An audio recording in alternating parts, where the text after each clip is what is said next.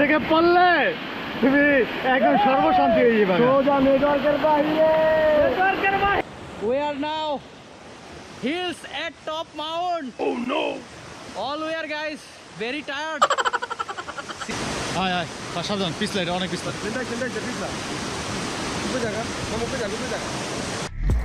আসসালামু আলাইকুম, কী অবস্থা সবার, কেমন আছেন? আশা করি সবাই ভালো আছেন। আলহামদুলিল্লাহ আমিও ভালো আছি। আমরা আজকে যাচ্ছি কক্সবাজার টু রাঙামাটি। অ্যাকচুয়ালি কক্সবাজার আমরা 2 দিন আগে আসছি নারায়ণগঞ্জ থেকে। কক্সবাজার ঘুরে এখন যাচ্ছি রাঙামাটির উদ্দেশ্যে। তো আজকে যাব সাতকানিয়া হয়ে বান্দরবন শহর হয়ে রাঙামাটি কাপ্তাই। আসসালামু আলাইকুম। ইতিমধ্যেই আমরা বান্দরবন শহরে ঢুকে পড়ছি। এখানে ঢুকতে অনেকগুলো চেকপোস্ট পড়ে, আমরা সবাই জানি সেটা। রাঙামাটি দেখার মতো অনেক জায়গা আছে। তো চলুন কথা না বাড়ি ভিডিওতে চলে যাই এবং আজকে অনেকগুলো এক্সপিরিয়েন্স আপনাদের সাথে শেয়ার করব। তো আশা করি ভিডিওটা শেষ পর্যন্ত দেখবেন। চলুন একসাথে পাহাড়ি রাস্তাগুলো এনজয় করি।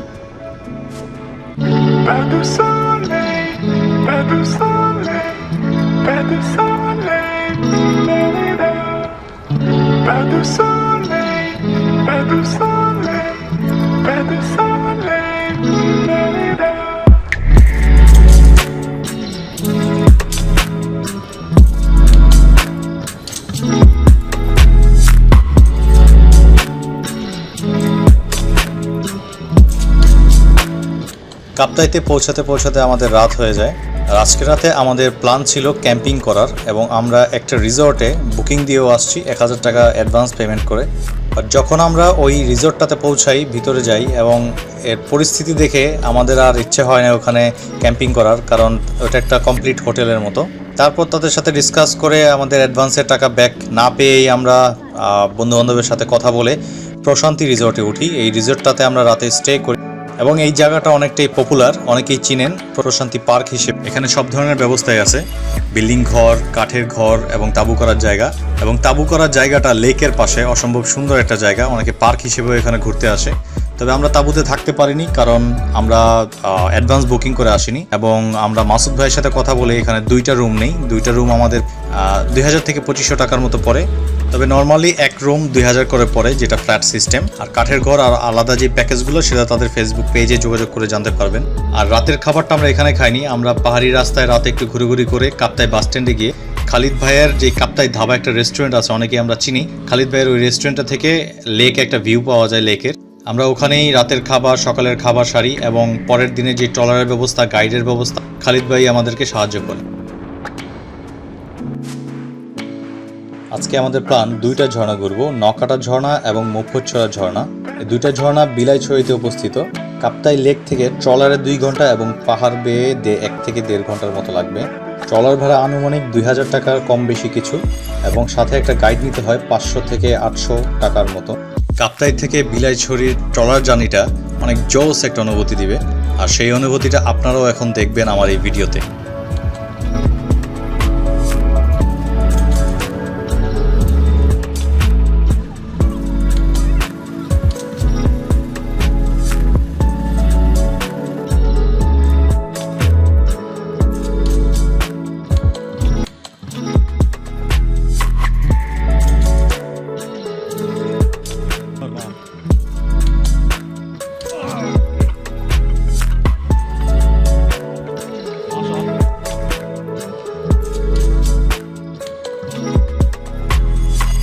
ট্রলার জার্নি শেষ করে আমাদের গাইডের সাথে দেখা। গাইডকে সাথে নিয়ে আমরা গ্রামের পথে হাঁটা শুরু করলাম। এই ছোট্ট গ্রামটি হাঁটতে গিয়ে কিছু ছোট ছোট খাল আমাদের পায়ে হেঁটেই পার হতে হচ্ছে। পানিগুলো ঝর্ণার পানি, যথেষ্ট ঠান্ডা।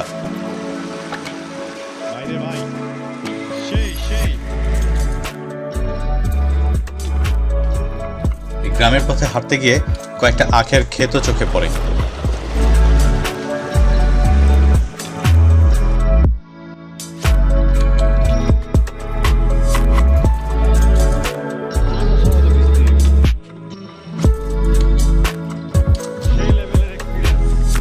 এটা হচ্ছে রাঙামাটি বিলাইছড়িতে।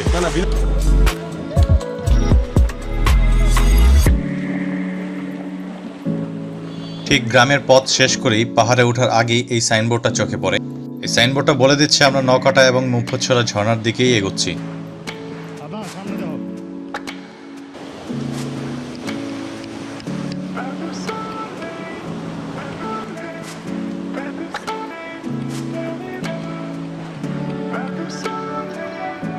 যখন থেকে এই পাহাড়ের উপরে ওঠা শুরু করলাম একটা অন্যরকম এক্সাইটমেন্ট কাজ করতেছিল।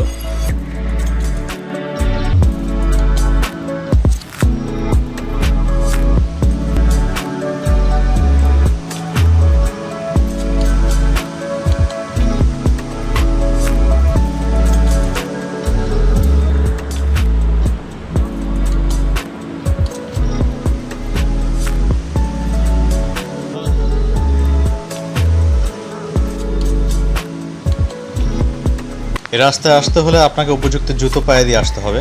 আর আরেকটা ভালো ব্যাপার হচ্ছে এই রাস্তায় একটি জোকও আমাদের চোখে পড়েনি। ভিডিওতে হয়তো বা প্রতিটা সাউন্ড বা প্রতিটা ফুটেজ দেখানো সম্ভব না, তবে অসম্ভব সুন্দর একটা পরিবেশ এখানে। পাখির শব্দ, পানির শব্দ, আর আশেপাশে নেই কোনো কোলাহল।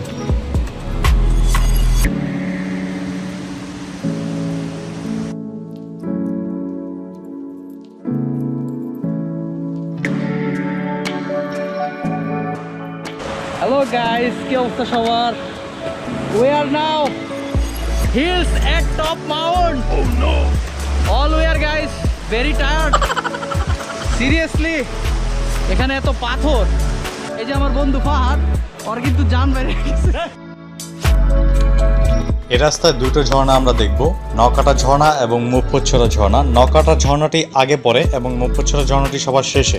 তবে আমরা নকাটা ঝর্ণায় পরে যাব, মুপ্পোচ্ছরা ঝর্ণাটা আগে দেখব, কারণ সেই ঝর্ণাটা হচ্ছে সবচেয়ে বড় ঝর্ণা এখানকার, এবং আসার পথে নকাটা ঝর্ণা হয়ে আসবো।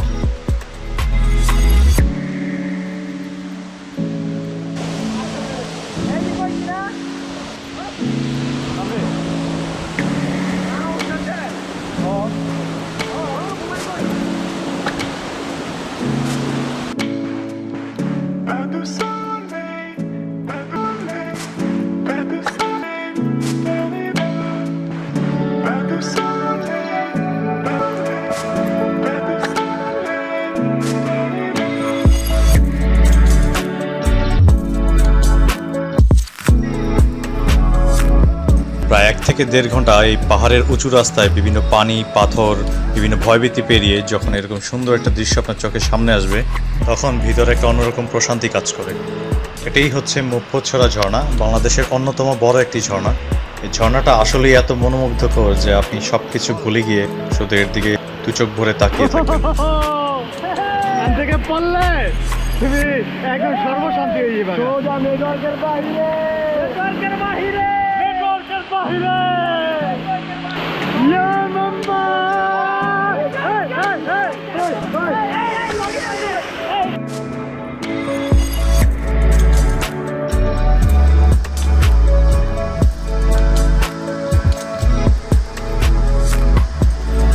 এই শীতল পানিতে গোসল করার পর আপনার মন চাইবে না যে বাড়ি ফিরে যাই। তবে আমাদের যাওয়ার পথে নকাটা ঝর্ণাটি যেটা রেখে এসেছি সেই ঝর্ণাটাও দেখা বাকি আছে।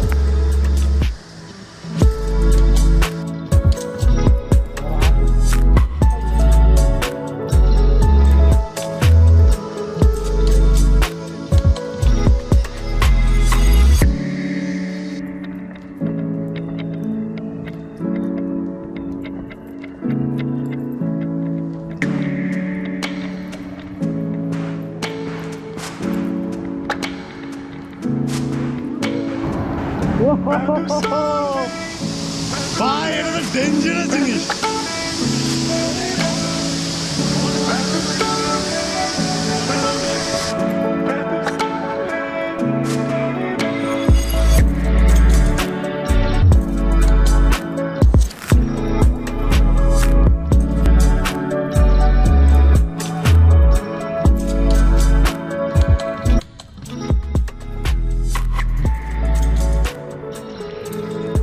নকাটা ঝর্ণাটা অতটা বড় না হলেও চাইলে আপনি গোসল করতে পারবেন। আর আমরা যে সময়টাতে এখানে এসেছি এখানে বৃষ্টির পরিমাণ ছিল বেশি, তাই পানিও বেশি।